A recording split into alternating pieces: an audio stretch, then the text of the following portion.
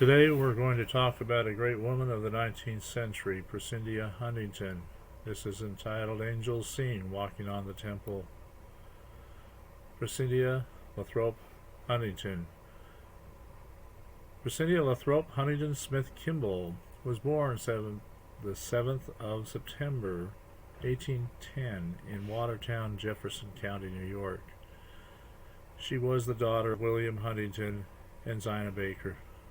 She was baptized June 1st, 1836. She had married one Norman Buell on January 6, 1827, but in 1839 had to flee that marriage for her own safety, as her husband was abusive to her and very hostile to the church. Later, we're going to see a quote from Prescindia Huntington regarding that time when she went to visit Liberty Jail, how she could barely be in the presence of her husband at that time, as he was a bitter apostate to the church. The marriage had failed by the year 1839, and she left Norman Buell. Her first marriage has since then been a course of revisionist slander of modern revisionist historians of the LDS Church, since it was not possible at the time for her to obtain a divorce from him when she first left him. We can't find any credible source to validate this claim out there that Buell is the father of another child born in 1843 named John Hiram. Norman Buell doesn't list John Hiram as one of his children in any validated or credible historical source. Now, we do ask our readers from time to time to look those things up and give us a source, and we will discuss it if you find any credible source discussing any mention of John Hiram. She was sealed to Joseph Smith Jr. on December 11, 1841. Then she was sealed for a time to Heber C. Kimball. But the understanding was always there, and Heber C. Kimball had mentioned it to her that her children, Joseph Kimball is the surviving son, is actually heir to the blessings of Joseph Smith. And in the next life, Joseph Kimball belongs to Joseph Smith, as Prescindia Huntington was sealed to Joseph Smith. Her father's family was descended from Puritan Simon Huntington, who died at sea in 1633 on the voyage to America. Prescindia Huntington grew up in a home where matters of spiritual importance were essential to their teachings and way of living. The family had long been searching for a church they believed to be true, and in 1835 her family was contacted by missionaries Hiram Smith and David Whitmer. With the exception of her oldest brother, the entire family joined the church. In the book Women of Mormondom by Edward Tullidge, Prescindia Lathrop Huntington gives an account of seeing angels on top of the Kirtland temple. In Kirtland, we enjoyed very many great blessings, and often saw the power of God manifested. On one occasion I saw angels clothed in white walking upon the temple. It was during one of our monthly fast meetings, when the saints were in the temple worshiping. A little girl came to my door and in wonder called me out, exclaiming, "The meeting is on top of the meeting house." I went to the door, and there I saw on the temple angels clothed in white covering the roof from end to end. They seemed to be walking to and fro. They appeared and disappeared. The third time they appeared and disappeared before I realized that they were not mortal men. Each time in a moment they vanished, and their reappearance was the same. This was in broad daylight in the afternoon. A number of the children in Kirtland saw the same. When the brethren and sisters came home in the evening, they told of the power of God manifested in the temple that day, and of the prophesying and speaking in tongues. It was also said in the interpretation of tongues that the angels were resting down upon the house. At another fast meeting, I was in the temple with my sister Zina. The whole of the congregation were on their knees. praying vocally, for such was the custom at the close of these meetings when Father Smith presided.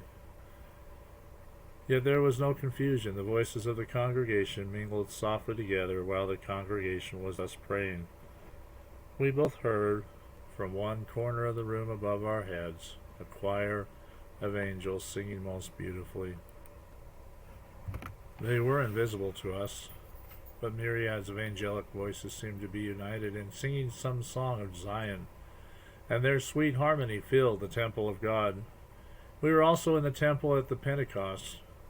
In the morning, Father Smith prayed for a Pentecost in opening the meeting.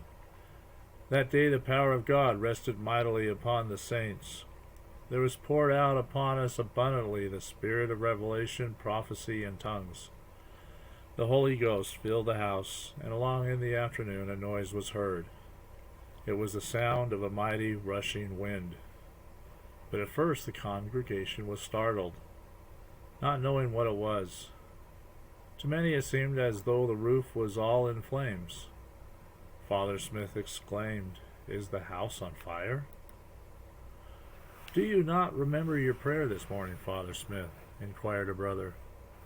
Then the patriarch, clasping his hands, exclaimed, "The Spirit of God, like a mighty rushing wind." At another time, a cousin of ours came to visit us at Kirtland. She wanted to go to one of the saints' fast meetings to hear someone sing or speak in tongues. But she said she expected to have a hearty laugh. Accordingly, we went with our cousin to the meeting, during which a brother McCarter rose and sang a song of Zion in tongues. I arose and sang simultaneously with him in the same tune and words, beginning and ending each verse in perfect unison, without varying a word. It was just as though we had sung it together 1,000 times. After we came out of the meeting, our cousin observed, "Instead of laughing, I've never felt so solemn in my life." The family of the Huntingtons removed with the saints from Kirtland to Far West and passed through the scenes of the expulsion from Missouri. In this their experience was very similar to the narratives of the other sisters already given. But Sister Prescindia's visit to the prophet in Liberty Jail must have had special notice. It must have special notice. She says, in the month of February 1839, my father, with Heber C. Kimball and Alanson Ripley, came and stayed overnight with us on their way to visit the prophet and brethren in Liberty Jail. I was invited to go with them. When we arrived at the jail, we found a heavy guard outside and inside the door. We were watched very closely, lest we should leave tools to help the prisoners escape. I took dinner with the brethren in prison. They were much pleased to see the faces of true friends. But I cannot describe my feelings on seeing that man of God there confined in such a trying time for the saints, when his counsel was so much needed, and we were obliged to leave them in that horrid prison, surrounded by a wicked mob.